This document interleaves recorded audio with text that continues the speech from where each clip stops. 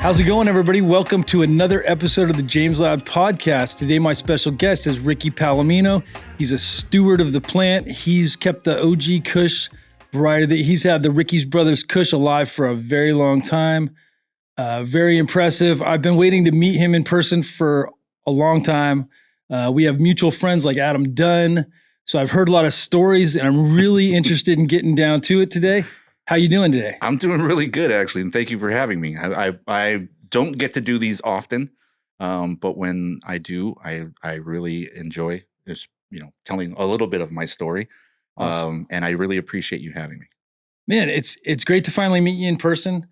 Your genetics are legendary, and I really want to get to the bottom of how it all started with you. When did you start smoking? Let's start there. Wow. Okay. And there's some stuff to this story that I've never told, which I will, because I only recently found out about some of the background to the genetic itself. But basically, I started smoking in the 7th grade, and I'm 55 now, so that kind of gives you an idea of how long I've been smoking. So that was 81? Yeah, 80. Well, yeah, 81, 82. Nice. And I'll never forget the first time I smoked. It put me on my ass. I didn't know where I was. I was like, what the fuck was this? And we used to go underneath. This was the first year of junior high school. So we used to go underneath the cafeteria and smoke. And all the smoke would go up into the cafeteria, and the people working could smell it and stuff, but they didn't know where it was coming from because we were underneath the school cafeteria. Anyway, nice. I enjoyed it after that. I got used to it. The paranoia never really hit me. People would always say, oh, the first time I smoked it, I got paranoid, blah, blah, blah, blah. And that never happened to me. I just felt incredibly slow, and I kind of liked that feeling. It kind of relaxed me. But I was like Colombian, I think was the first thing I ever smoked. Wow. And Colombia is typically known for its strength. Yeah, it was really strong. It wasn't, the one thing that was funny is I don't recall it being smooth at all. I recall it being incredibly harsh. Huh. But that's what we started with. We used to get it from this guy named George. We used to call him Lumbo George because that's all he used to have was Colombian. Yeah. And that was the first thing I smoked. And then I remember someone had some chocolate Thai, and I was like, "Oh, what's that?" And little by little, I started discovering that there were other strains of And cannabis. where was this? This was in Marina Del Rey Junior High School and down in Los Angeles. Awesome. And I maintained the smoking pretty much from that point all the way through high school. And then I ended up in the Army, and I stayed in the Army for 10 years from 1986 to 1996. And I didn't really smoke then. During that time period, you obviously really couldn't get away with it because the military would, drug test you and stuff. So I pretty much had stopped. And then once I got out, I was reintroduced to the new flavors that were now existing in the 90s. And I continued to smoke. And then I started working in the music industry. I started working for the band Suicidal Tendencies. Wow. And they didn't really smoke. None of those guys in the band really did anything, but I still maintained it. And then from there, I graduated to working for Snoop Dogg, and I started working with him in 2000. And that's when my smoking really went through the roof. Like, that guy, wow, he smokes a lot. Puts it down. Yeah, and he loves it. And then I really started to get into it. And that's how I came across this beautiful plant, the 98 Kush. My brother was growing it. When I first started working for Snoop in 2000, he had still been growing it. And Snoop had asked me, hey, can you get any bud? I'm like, yeah, from my brother. So I brought some to him, and he was like, oh, this is amazing. I love this. Can you get more? Yeah, I can get more. And he said, well, good, bring it on tour. And I was his road manager, so I would bring a couple of pounds, but it would go really quick, a pound. How fast? Literally, I would say we'd go through a pound at least in a week. But it's, and then now, this is not all Snoop smoking it to the head. Right. His typical day would be like, I'll roll a blunt and he'll smoke it. And while he's smoking it, he's rolling up another one, and he takes the one that he's just lit and passes it, and it kind of goes around the corner. And, now everybody's smoking. So it went quickly because he shared the wealth. From this experience came, I need to get more. And I'm like, well, we're in frickin' Oklahoma. How am I supposed to get it here? So I met Adam Dunn, of all people. Of course. Yeah. And I immediately called him and said, hey, bro, can you do me a favor? I'm going to give you this genetic. If you can kind of like strategically place it in a few areas across the country for me and grow it out, this would be really helpful. So then I'm never running out. And so he did. He put it in a few different spots and actually took it to Europe. So it was in Amsterdam for a little while. And we just kept it going for the entire run that I was with Snoop. I'd always have a little bit here and there. And I met AJ Sour Diesel in that process, and he was growing it for me. And so it was good. It was a good situation. Now, the funny thing is a couple years into this, let's say 2002, 2003, I suppose, everyone had lost the genetic, including my brother. Wow. And I'm not a grower. I'm just one that I was responsible for sourcing the weed. So I became kind of a connoisseur. And fortunately for Adam, keeping it alive, we had it. And my brother was growing it with Wonder Brett. Yeah. And he was growing it with Kenji from Dr. Green Thumb. Totally. And obviously Josh D. So it's all the same. It's all the same. Right. And apparently they had all lost it as well. Yeah. And I never really said anything to anyone. And I only found out that those three guys had it recently when I was talking to my brother about it. I said, hey, you know what? Where did you get this from? And it turns out that he had got it from Wonder Bread. They did a deal where my brother worked on his place doing some electrical work. And the deal was, hey, I'll do your electrical work. You give me the cut. And that's kind of how my brother ended up with it. And before my brother gave it to me, he said, hey, bro, I'm not supposed to give this to anybody, right? But I'll trust you that you're not going to like put it on the market or do anything with it. And I said, nah, I got a job. Not interested in doing that, Right. Anyway, that's kind of how it all came about. And then recently when I found out the whole story, I actually went back to Wonder Bread and I went to Josh and I went to Kenji and I gave it back. So now they have it. Nice. Yeah, I felt it was important that the guys who started it all had it. But in the process of getting it to Adam, he had asked me, he says, well, what is it? I said, it's Kush. He says, what kind of Kush? I said, fuck, I don't know. It's like really good. All I know is it sells for like $6,000 to $8,000 a pound right now. So, yeah, he's all, well, where did you get it? I said, I got it from my brother. He named it Ricky's Brothers Kush. He coined the term. Sounds like Adam. He's so good at marketing. He's like, we have a collaboration together. He's insane. So it was like, a couple years ago, he said, Rick, we're still the only ones that I know of that currently have this cut. We should start a brand. And I was like, okay, what do I need to do? And then we kind of talked it out and figured out that there was a story behind it, that we could market it in such a way. And so I started to do something here in California. I was working with guys who had a place called Funkadelic Farms. Yeah. But a couple of years ago, when they had those big fires in the Santa Rosa area and stuff, the farm went up in smoke. So a lot of farms. Yeah. So that kind of like held me up. And I was like, oh, crap. All right. Well, let's see if I could do something else with someone else. And I worked out another deal with a company down in LA. I won't name their name because they pissed me off. And we ended up like in a really bad situation. They were just trying to steal the genetic ultimately. But I discovered some things about the industry, and building the brand and stuff. You really can't come out the chute with just one thing on one SKU and really kind of do something successful. You really kind of like have to breed with it and do other things and cultivate. So Adam and I had discussed it and he started making crosses with it and started doing other things. So now we're ramping up. So in Michigan, I'm actually launching Ricky's California Originals with several different mutations of this. When you're going MSO too, I heard. We're going to try. I mean, like that's the ultimate goal is to try to get it into various places and working under a bigger umbrella.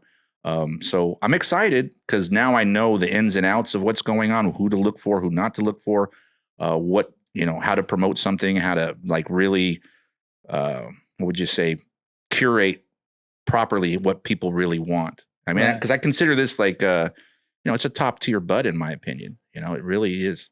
In my opinion, it will always come back. I feel like OG is a staple that will always be popular.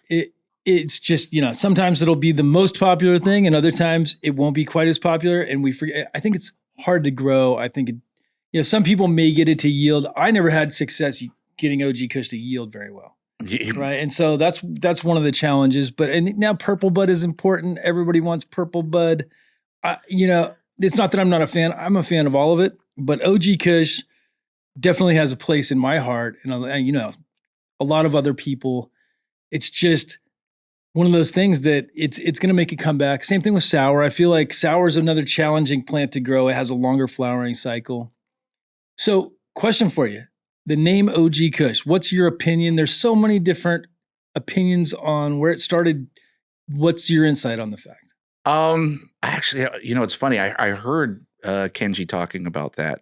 I don't remember the specifics of it, but I don't think they used OG as like, what was it? Ocean grown or organic grown? Ocean grown. Something like there was all these things that people were saying, but it really just comes down to like, it's the original. Yeah. This is the one that started it. So that's how I always looked at it, is that it just meant that it was the original.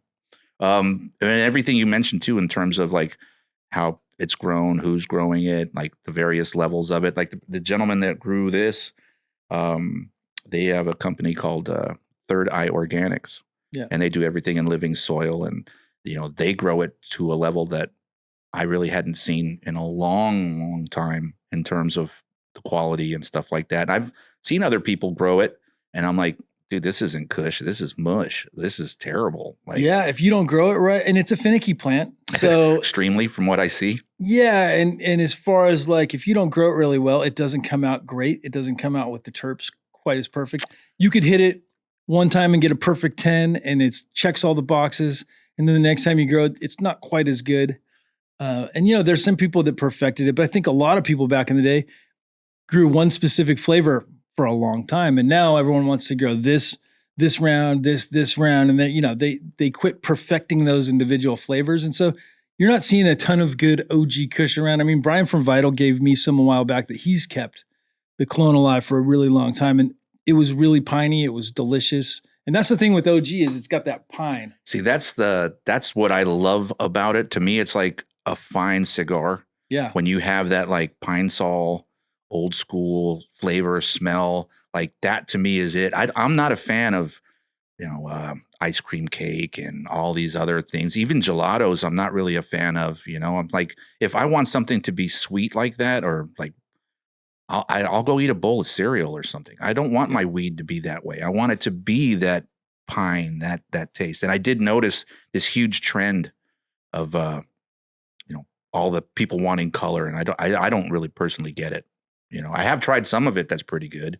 I did try a really, really great cut of the original blueberry.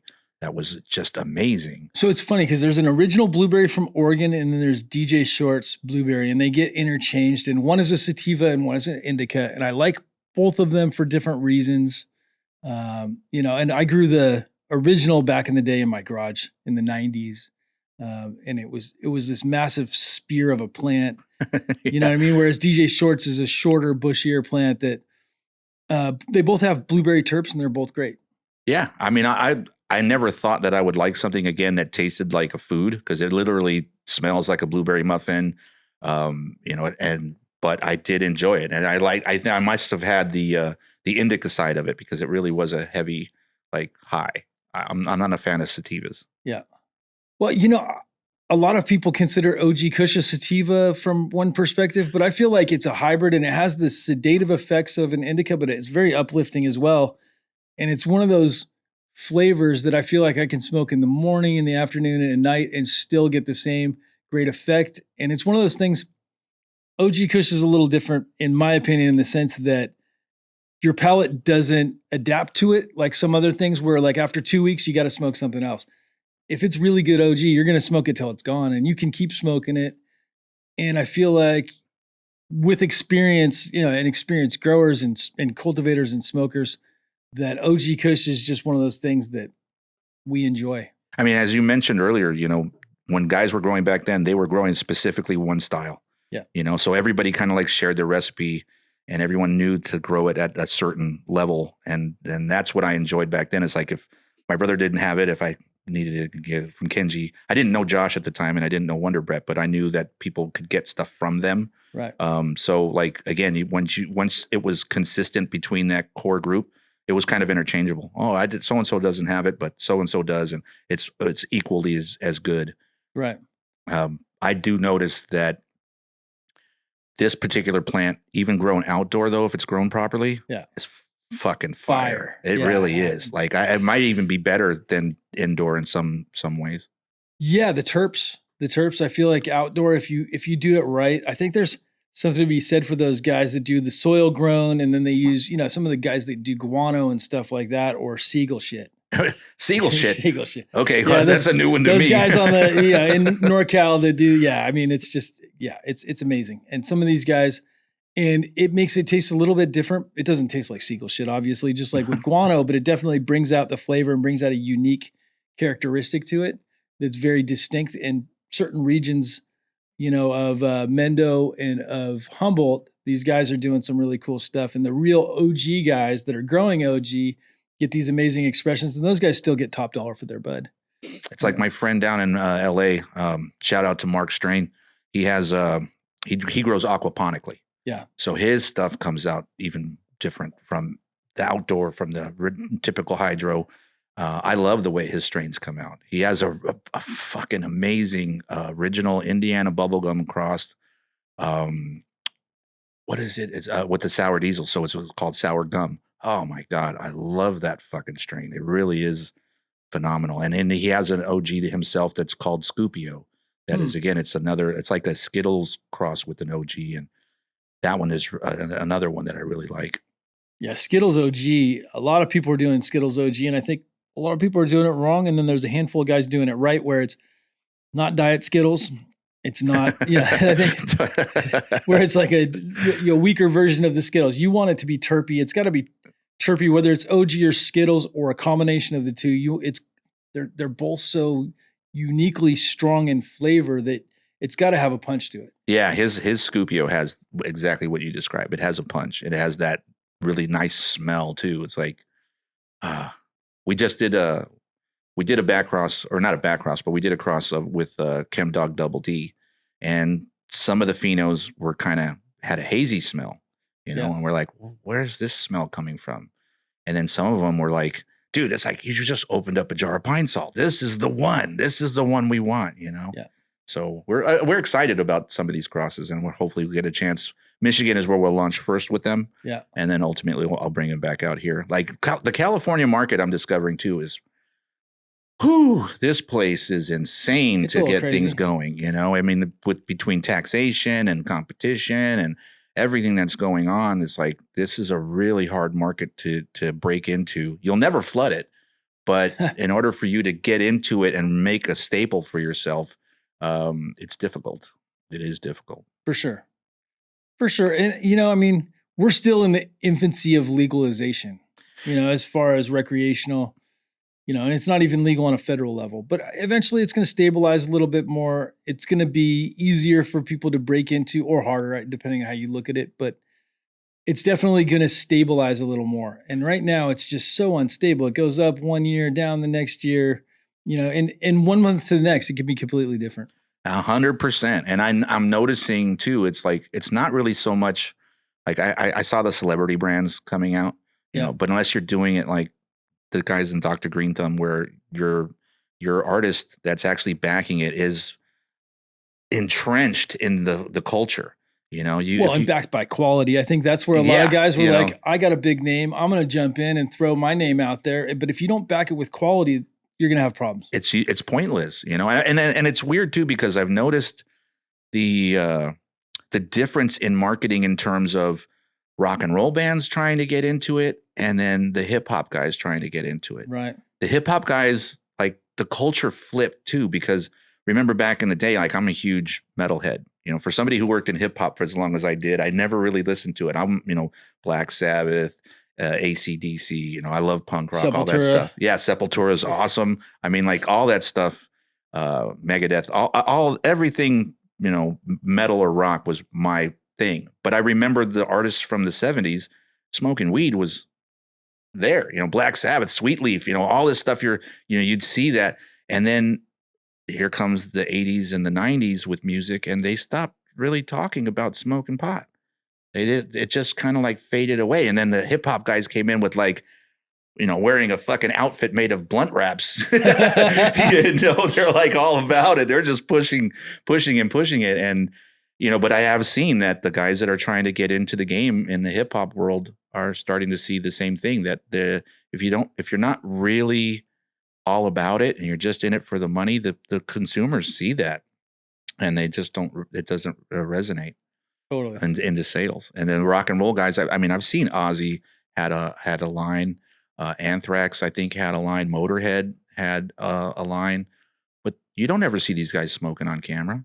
No. You don't see them pushing it. It's rare. It's extremely rare. It's rare these guys are public about it, even though there's a lot of consumers out there for sure. But the hip hop guys, they're all about it. They're smoking in every. It's part of video. It's directly part of their culture and influence on their music. 100%. And I think it influences the rock guys. They just don't push it that way, right? And where they used to.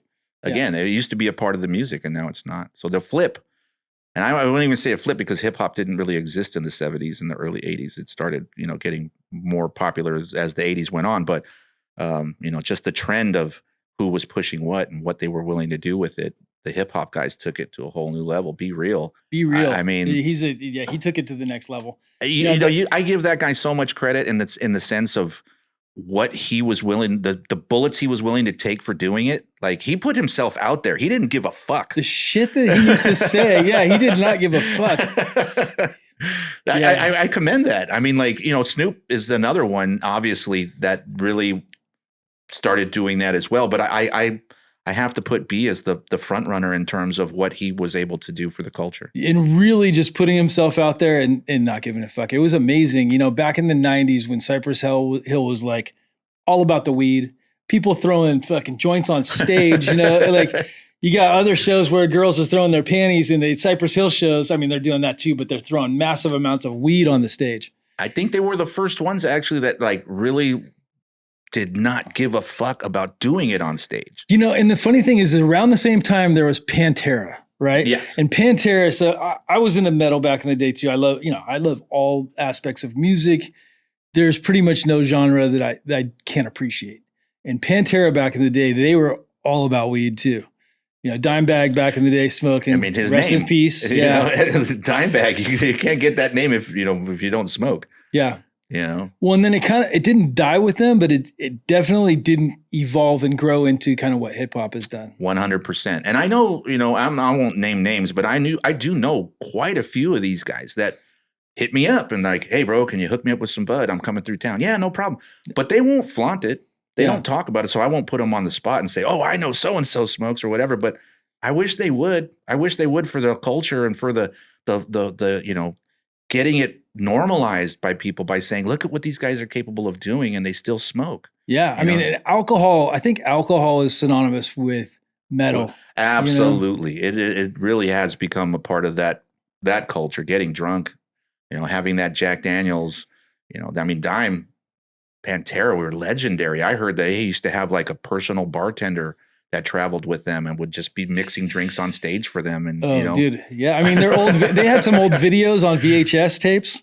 I still have those. But yeah, of them, constantly puking. They were smoking weed and stuff too, but like constantly getting so hammered that they were throwing up. And, I think and a lot of culture, that was very, very public. They were very public about the alcohol. Whereas I think alcohol is kind of widespread, but as far as an alternative to alcohol, weed is such a better option. 100%.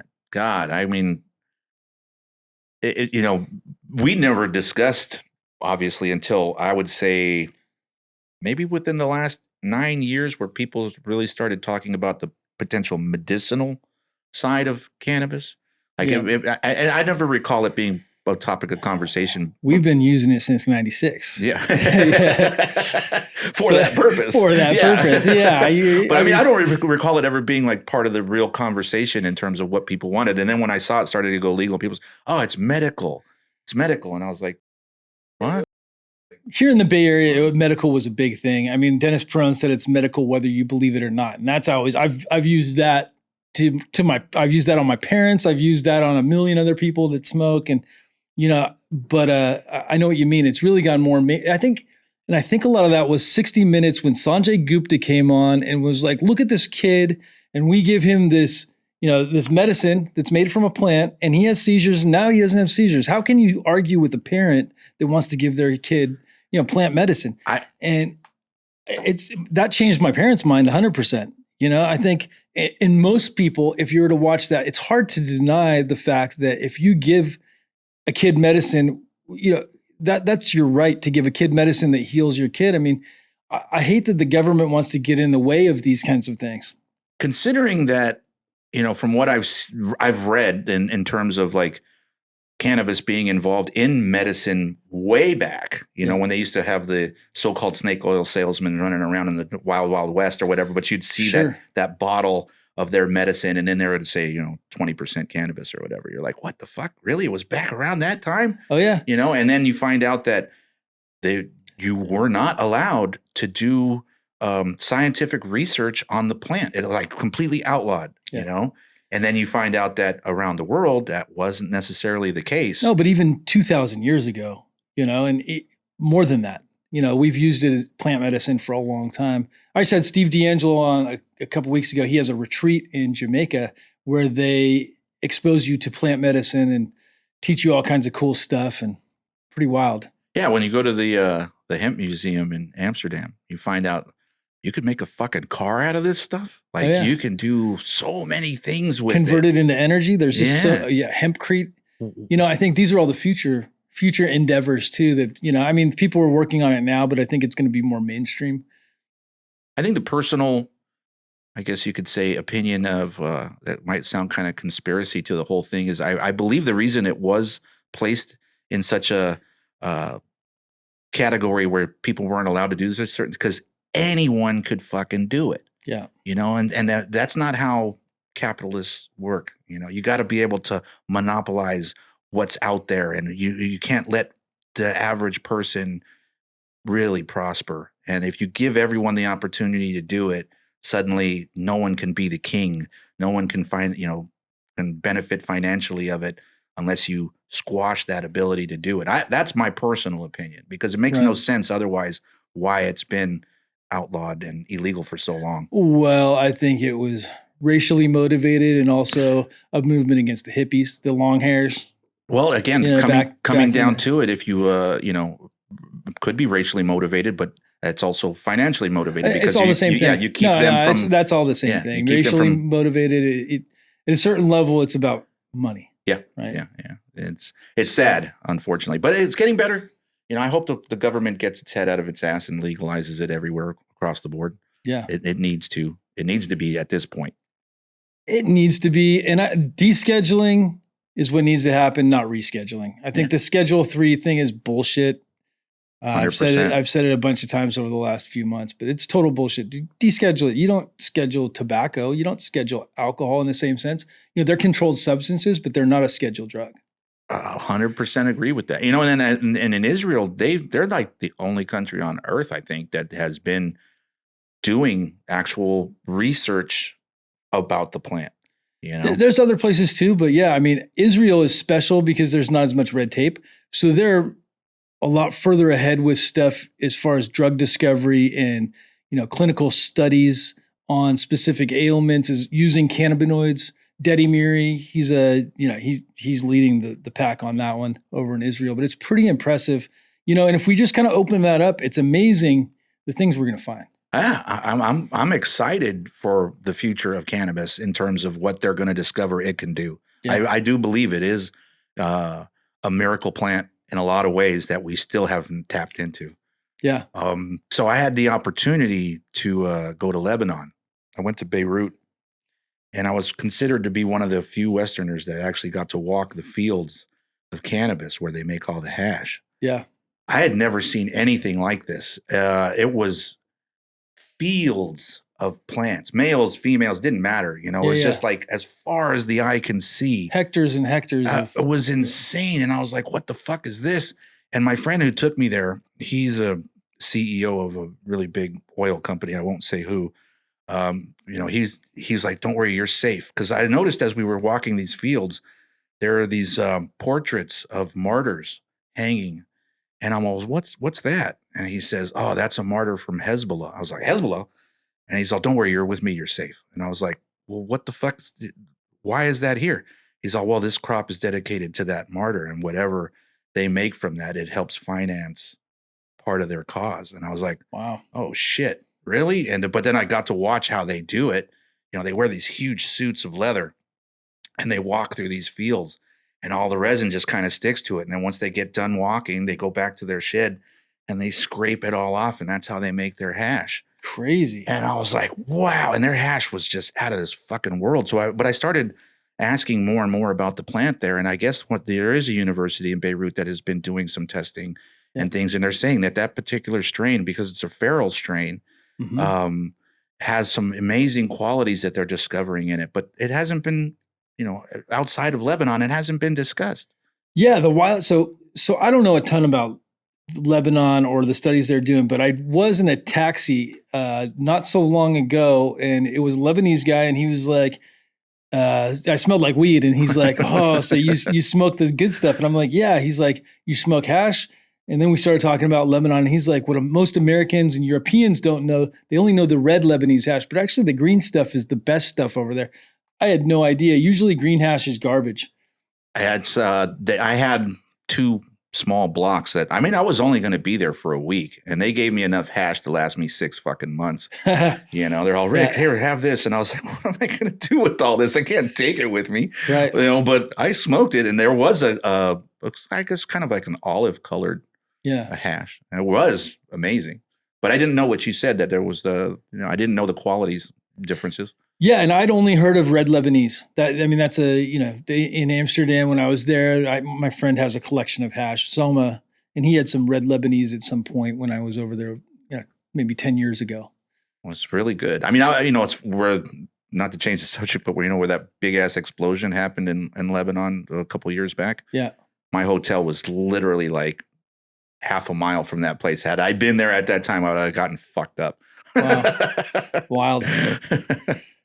Yeah, things are wild over there. Yeah, it's a beautiful country, though. You can still see the devastation, unfortunately, from some of the problems that they've had with a few of the wars. But the people, they really do kind of like during the day, everyone gets together and they mingle with one another, and the traffic is kind of crazy, and everyone's going nuts, and they're drinking these tiny, small cups of really, really strong coffee. But they'll, you're in the taxi, they'll drive up, they'll stop for a second while they're taking you to your destination and yell something out the window, and a guy will come over and give them a small little cup, and they'll drink it, and then they'll take off, and they'll go like half a mile, and they'll pull over, they'll do it again. They're all amped up on shit. Wow. But everyone is just so friendly. But at night, the lights go out. Christians go over here, Muslims go over here, whoever, all the factions, they separate, and they're no longer interacting with each other. But during the day, everyone's really friendly, really cool. You got to balance that hash out with coffee. Yeah. That's probably the case. At the end of the night, I got to go to sleep. Fuck, break out that hash. Yeah. They are definitely amped up over there. So describe the feral, the wild cannabis that you saw. Were they tall, lanky plants? Yeah, I got pictures with my friend standing in the fields where they're way tall above his head. And then there's other plants that are kind of, maybe 2-3 feet tall, but they're very, again, males, females, sativas, indicas, it's just every style. Seed it reseeds the fields every year. Well, and they have these huge bags of seeds. Yeah. And it's not like they just throw them out. Yeah. It's not like a farmer that goes, here, put one here, 6 inches here, 6. No, they're just like for, feeding birds. They're just throwing it out. And then the watering process, it's insane. They water it like a rice paddy. They flood the shit out of it. And it gets so hot there that they just let it sit until it evaporates, and then they flood it again. And that's pretty much how they grow it, And I kept walking around going, I think if you guys took the time to get rid of some of these males and had crops of nothing but female plants, it might turn out better. But then I started thinking, well, obviously, what's better than what they already got? They obviously know what they're doing, because the quality of the product is it's right there. You can, so however they decided to do it is the way to do it. Don't change it. They have their method. Yeah, it's real interesting places like that, and it'd be interesting to compare the seed stock from 30 years ago to today and see how it's evolved. Yeah. Again, it looked ancient in terms of how they did it. They would just have big like wheelbarrows filled with fucking seeds, Really and cool. they literally just walk up, scoop them all up into a bag, and then take their walk through the field and just starts throwing them everywhere. Wild. It's nuts. So where else in the world have you been? God, though I've been fortunate enough to pretty much go from Iceland all the way down to South Africa, from Japan all the way down to New Zealand. There's a few places I still haven't been that I'm dying to go to, but I've seen a lot. Africa hasn't been it's probably the least explored continent that I've been to. Nigeria being probably the absolute worst of the worst of places that I've been to in terms of cannabis and trying to get stuff there. Like just terrible. Like it was the worst weed I'd ever seen. It was like cow patties. It was terrible. South Africa, Cape Town had the best bud. They really did out of the whole country. Johannesburg wasn't good. Durban poison was garbage that I tried. You got the right people too. I think. I think that helps. But I definitely did not enjoy that at all. Sardinia, Italy, you cannot find even a gram of weed. I'm like, you guys have hash. I need this shit that you make this from. And they're like, we don't have it. We don't grow it here. We get all our hash shipped in from Morocco. Yeah. I'm like, fuck, what am I going to do? I think Italy was like, they had a big CBD, legalization, and they were growing huge amounts of CBD and plots of THC, and some people ruined it for everybody, it sounds like. So now they banned CBD again, which is kind of wild. It kind of sucks. I do know a couple of guys in the country in certain cities, Milan mainly, that grow. I do have a funny story on tour, and I don't mind telling this one. So we're in Sweden, and I don't know if you recall this. I think it was in 2007 or 2008 where Snoop had gotten arrested. Yeah. And he had gotten arrested from a roadblock that the police had set up specifically for him. And he was in a car, and I don't remember the young lady's name, but she was an artist from the country. And no one knew they were in the car. So it was really funny that they set up the roadblock to catch them. Yeah. Well, I had called Adam when we first landed saying, hey, man, I need to get something. And he's like, okay. And so this guy flew in with a pound of fucking weed. And it was amazing stuff. And it was all at the hotel. Well, when the show was over, I get a phone call from the hotel telling me that the police are coming and they're going to search all the rooms. And I'm like, what the fuck? And we had just put Snoop in the car to leave. And then I get word from him directly saying, hey, I'm getting arrested, call so-and-so. So I start making calls, and I went, wait a minute, I got to get back to the fucking hotel. If they go into his room, they're going to find that fucking pound of weed. So I immediately get into a car, take off to the hotel. I get to the hotel. The cops are in the lobby. They hadn't made their way up yet. I race up to the room. I open the door. I find the weed. I tried to flush it. Now, stupidest move ever, because European toilets don't swirl. It just pours water, right? So the weed is now just floating everywhere in the toilet. And I'm like, oh, fuck. So I'm freaking out. I'm like, what am I going to do? So I look, and there's a trash can with the bin in it, or a liner in it. I grab the liner and I scoop all the weed out of the toilet, and I run out to the balcony and I slung that fucker over to the next building, and it landed on the roof. And sure enough, 10 minutes later, the cops come up and they're fucking searching all the rooms, and they didn't find anything. Thank God. But that was scary, because I was like, what am I going to do if they catch me in here with it? Like, this is, zero tolerance country. Yeah. Like they really will fuck you hard. And that was always like a concern of mine, honestly, because part of my job was not just being the road manager, but also, finding the weed. The shit that I would have to do, bro, let me tell you, like I would take a private car to Christiania if we were anywhere near Denmark. Yeah. And I would go and I would literally buy out the whole fucking city. Like I would walk in there going, oh, that right there. How much you got of that? Oh, we only have 10 grams. 10 grams? What? I'll take it all.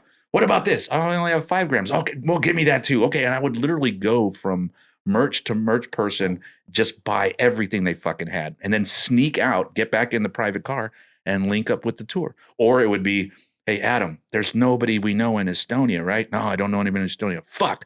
All right. So I would take a train, go into Amsterdam, get some stuff from him, jump back on the train with the fucking suitcase of weed, link up with everybody. Like it was things like that happened constantly in Europe. Here, I was never really worried about it, even though it was illegal in some places, like Texas being the worst. There's always weed somewhere. Yeah, there's always some good stuff someplace. My shout out to my guy Redbeard up in Salt Lake City too.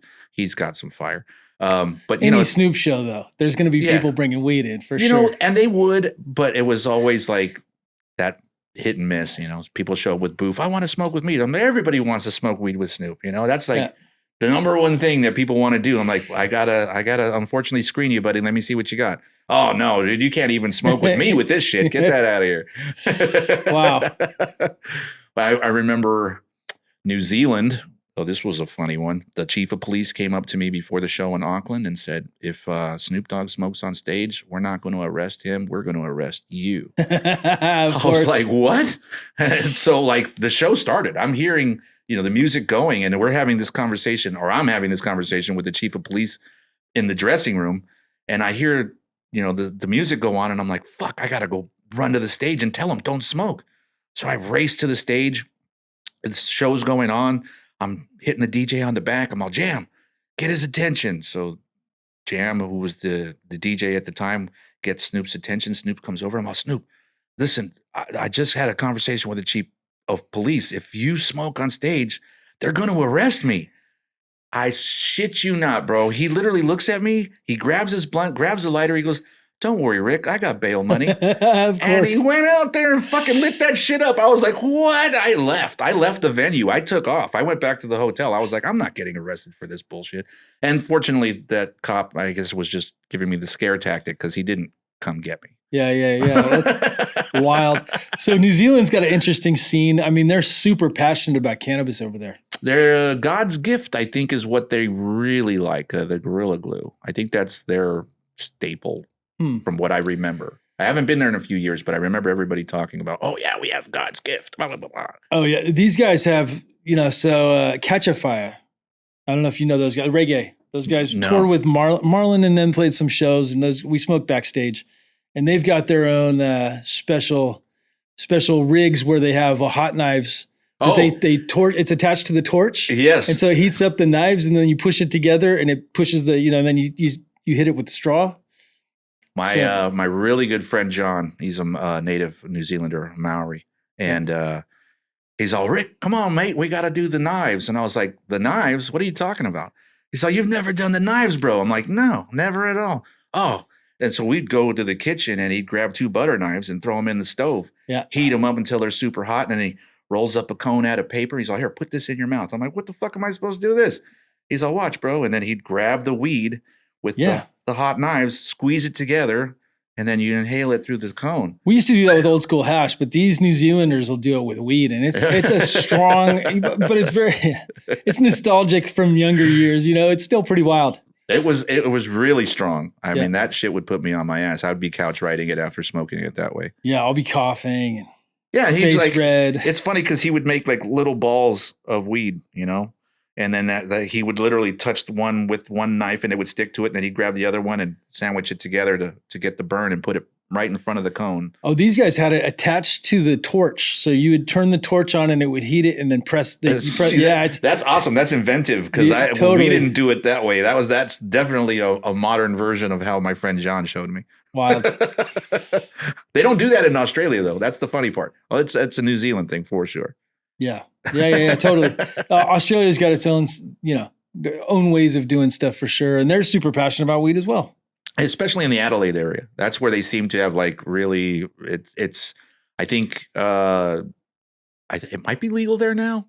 I just know that it's definitely medical. I'm not sure about rec, but I definitely think I'm not sure about it. Australia's medical. It's been a while since I've been there, but they definitely were like, I would say the front runners of the country in terms of growing it and having it. Like you can go to Sydney and get some, but it would be something shipped in from somewhere else. And it was kind of like all the same quality. It wasn't very good. Yeah.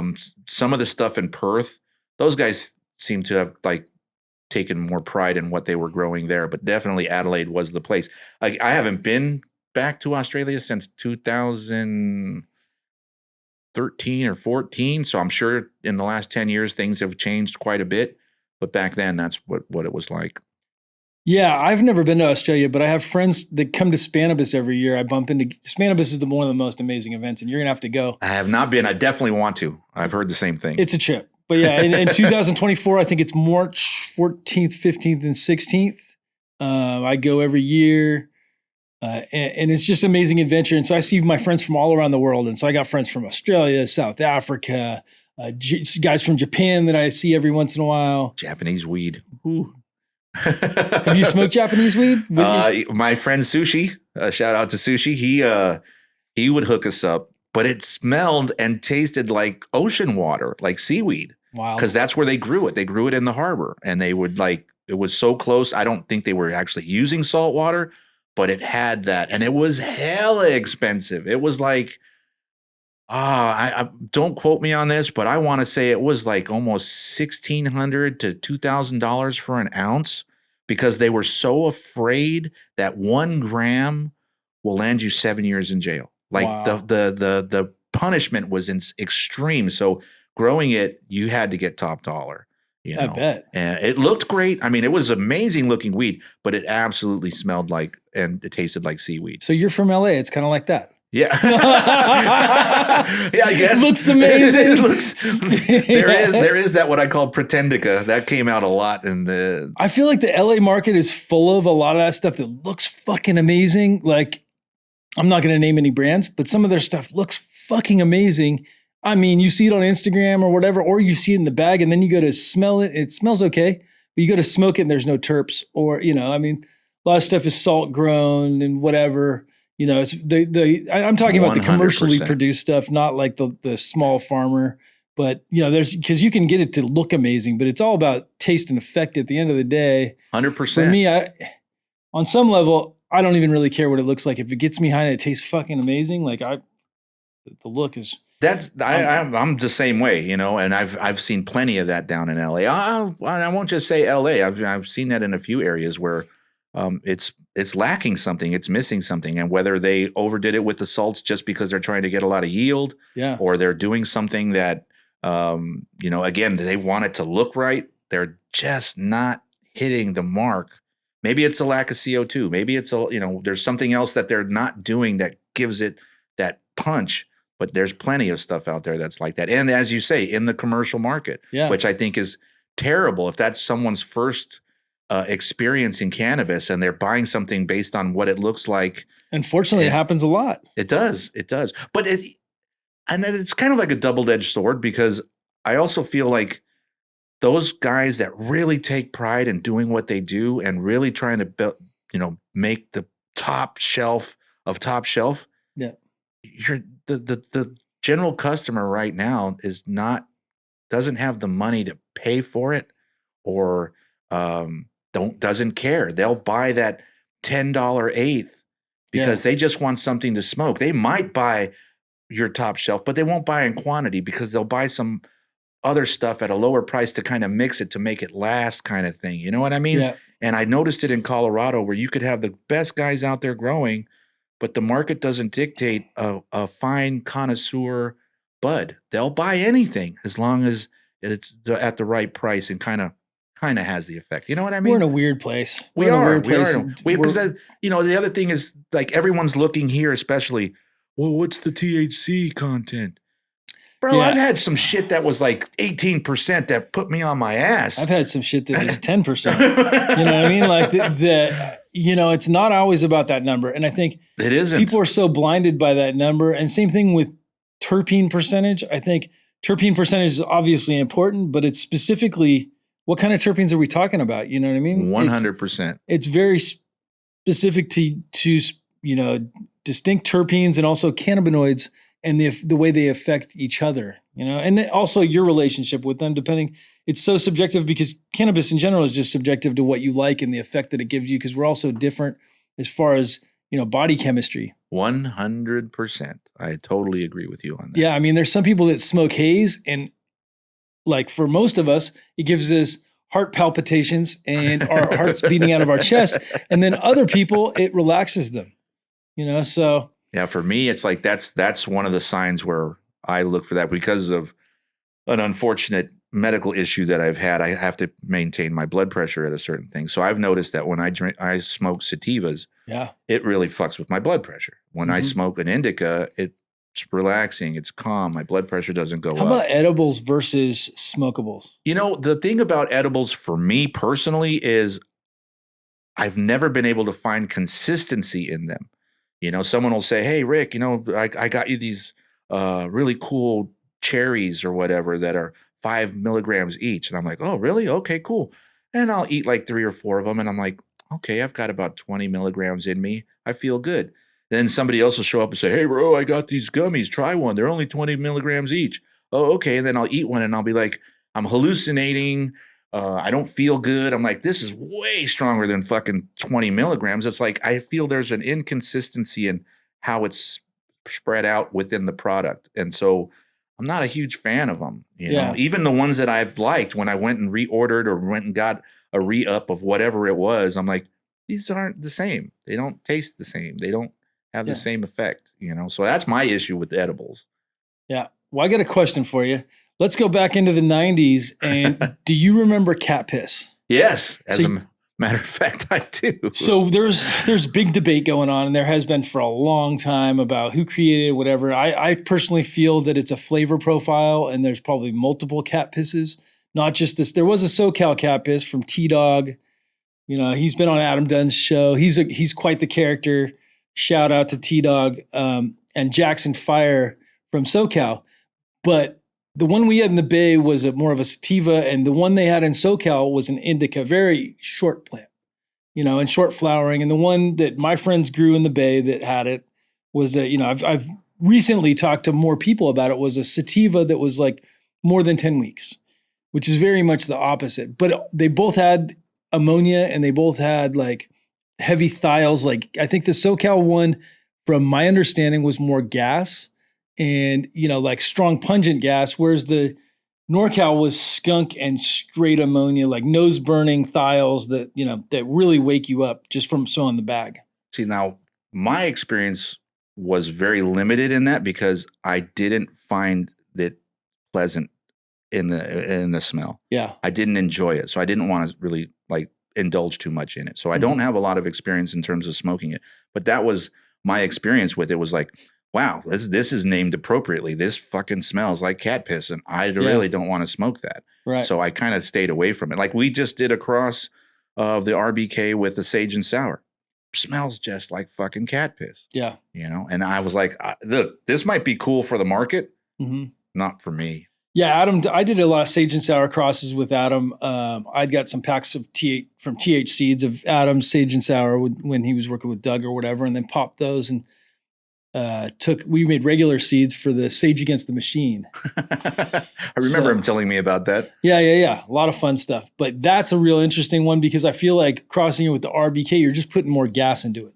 I mean, that's what we were hoping, is like with all the crosses that we were doing, he actually had another cross or another strain called Approprius.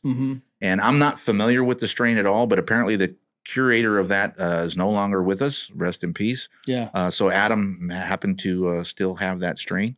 And when we made that cross, I was really excited because he said, Rick, the original was like put you in a catatonic state.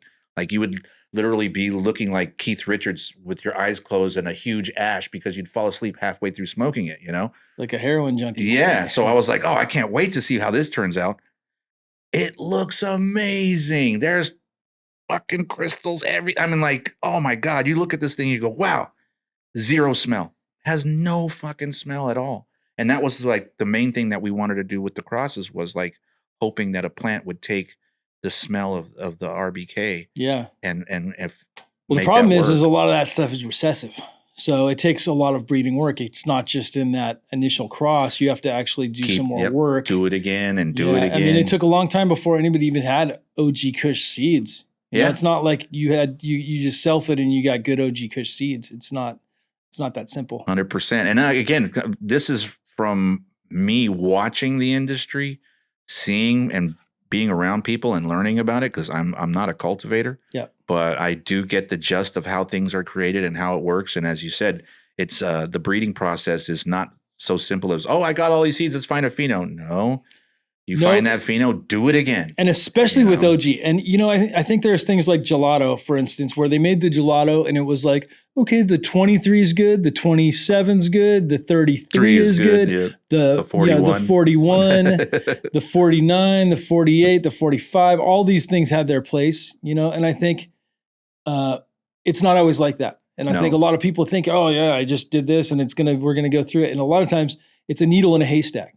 Literally, and you got to be able to grow good enough for it to express. And that's another thing. It's like, if you're not growing good enough to express, you're wasting your time. I mean, I understand that there's a lot of people out there that do that within the seed game, where they do that original thing and they find that one and they go, okay, this is it. They only do it once. They think they found the right one, and immediately they say, this is the one. And they start, mass producing that one. And you're like, well, you really didn't take the time to really find out if that really is the one. And sometimes they get lucky. And a lot of times you might be overlooking some amazing stuff. So if you did find something amazing, but you didn't grow it out multiple times along with other stuff, who knows? Yep. Who knows? I mean, I know AJ, he's been doing some really amazing crosses with stuff. He has a strain called, I told him he needs to change. He's selling seeds too, but he only does it in person for cash. 100%. 100%. That's AJ. Yeah. But he does have, I told him he needed to change the name, but he calls it New Carpet. And I was like, New Carpet? That doesn't sound appealing. Like, no one wants to smoke new carpet. Yeah, no one. Can you imagine burning a new carpet and smoking? I was like, no. He goes, but it smells like. I go, yeah, but change the name, bro. Like, you're not doing yourself any favors by calling it New Carpet. Yeah. But he does have some really intriguing crosses that he's been making. He's supposed to send me some seeds of those. So when I do, and I pop them, I'll let you know what we're sitting on. But because he's been raving about that. He took the RBK and crossed it with, like, I can't even tell you, to be honest with you, what ones, because he mentioned them to me, but it's like 4 other different strains. I'm like, fuck, you went crazy with it. He's like, yeah, I did, but it came out great, Rick. Trust me. Yeah. So I can't wait to see what he actually did. Nice. Yeah, and he's old school. He's got the old school chems, chem lineage, all the stuff from G. And he's doing, like, his stuff is getting ready to hit the market. I think the end of next month or so. He's got a deal in New York. Yeah. So that's where he's at now. And a lot of people. New York's going to pop. I'm looking forward to it. I'd like to see how it goes. It's been a struggle out there, up to this point. It's funny how they've opened the floodgates to do it, but with no real structure. Yeah. So it's like a free-for-all right now still. And the guys who've actually paid all the money to get the farms are stuck with their product because there's no stores taking it yet. Like, it's kind of backwards. Yeah. But once it gets moving in the right direction, I do believe that New York is going to be a place where you can make some decent money in this business and actually succeed. Yeah, I've had some companies out there that sold me on their hopes and dreams and have yet to pay me the money they owe me. That's how it works, unfortunately, for the time being. I think it'll change. Yeah, and I think it's going to change. And I wish them well, and I hope they have good luck, and I hope they're successful so that they can pay me. There you go. Yeah. It's been great having you on the show. If people are interested in finding more about you and your brand, where would they go?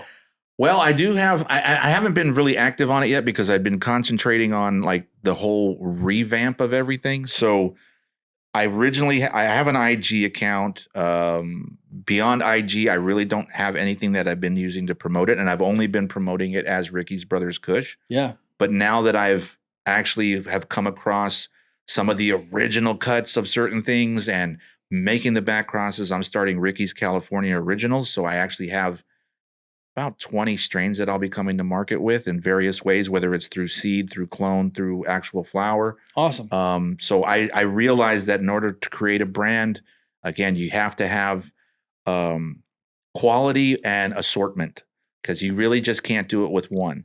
No, and it used to be like that. And that's where I felt like, okay, I can succeed with this. With Adam, when we were talking about it, it was like, you can do it with just one. I remember the guys with the Paris OG. I'll use them as a great example. Perfect example. Those guys came out to shoot with just one. Yeah. And they fucking crushed it. Yeah, like, Runts, Paris. These guys came out with one thing and they hit. And they knew what they were doing. The quality was always there. They definitely had it going, but that's no longer the case now, And I realized, unfortunately, I missed that boat and opportunity to really establish myself in that sense. So doing it now, I'm realizing, you gotta cater to people. You gotta have that hybrid. You gotta have that sativa. You gotta have that indica. You have to really look at the market as a whole and say, I'm gonna offer you a variety of stuff, because everyone's also got different tastes, different things that they like, Yeah, So well, you have something that you can pivot in so many different directions and collaborations. Everybody wants to work with OG. I think now they do. And I think part of that Yeah. comes from a conversation also that Be Real had on his podcast, where he Yeah. said he felt that OGs were going to make a comeback. And it's been the rumor for a long time. OGs and sours making a comeback, but it's the truth. I mean, I believe it's the truth. Especially on that boutique, top tier market, the people are all talking, if you had real sour, real OG, it still should fetch the price of all the purple stuff. 100%. 100%. Like, so I to go back to your original question, what I'm doing. So I'm going to revamp things in the sense of Ricky's California Originals. I'm going to launch in Michigan. Everything's already there. It's already being grown out. Yeah. We're going to do it there first. Those people that I'm working with there are like family to me. So I'm in a really great scenario and situation there with them. From that, I'm also working with Corday Brodus. Yeah. We're starting a company with my friend Casey over there, where we've all started a company called Hippie Era, where we're going to launch clothing along with the lifestyle brand. And I'm going to be using some of the strains that I have to help him launch his situation. And Nice. he's very much, a connoisseur of the plant as well. So I think we can really do something good in that nature. And I'm probably going to keep things on a very basic level with my brand. I don't see myself as being like wanting to take over the world with it or wanting to do. I just want to get in a couple of certain areas. I want to ultimately make money, but at the same time, I think that if I can make a profit and be able to help other people with some of the things that are going on, I'm going to feel better about just doing it in general, if that makes sense. Like, I don't want to do it to get rich. That's the bottom line. I really don't. I don't want to do it to be like, oh, you're just doing. No, I think that if I can get into a situation where I can help people through various ways, whether it be through charities, through education, through other things where passion driven. Yeah. Like that's where I really want to sit within the whole realm of things. Yeah. And so, and I don't want to go through, although I'm comfortable here, speaking with you, and I'll do this with other people. Yeah. I'm really am a behind the scenes kind of guy, bro. Like, I don't enjoy being in front of the camera and speaking about my life story. I have one, but I can also find myself getting in trouble because I do know a lot of things that I need to shut the fuck up about and not talk about. Sure. I know me, that I'll just start blabbing and I might say something that'll get me in trouble. So, well, and there's something to be said about the old school smokers that are around your age. I was just talking to Obsolete the other day, and he was talking about how, he likes being behind the curtains, and, you guys are both extremely well-spoken. You're about the same age, but thank you. It took a long time for you to be able to come out of the shadows, and you guys have a lot of experience, a lot of great stories. I'm just extremely blessed to be able to capture some of these stories. So thank you very much for coming on the show today. Man, again, James, I truly appreciate you having me. I anytime, if you have something else you want to discuss. We're going to collaborate. Like, Adam, I'm looking forward to. Absolutely. 100%. And I'm, as we had,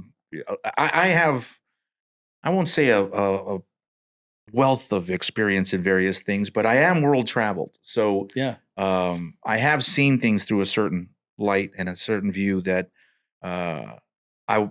any subject, no matter what it is, it could be political, it could be whatever, anything you want to talk about on a next trip or whatever down memory lane, I'm open to talking about everything. Awesome. I do think that I would love to share that part of it with people, is what I've been able to come across.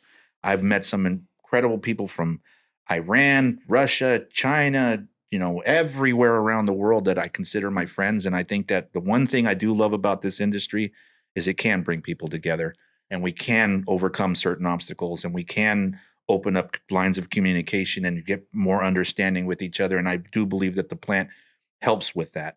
Yeah. So anytime you want me, I'm here. Awesome. Well, have a wonderful day. Thank you very much. Thank you very much. Oh, quick shout out to 213 Clothing. These are my homies. Glenn, I got you. Oh, and Andrew Bonarski told me to say hello. Fantastic. Fantastic. I'm done. Great. Good stuff.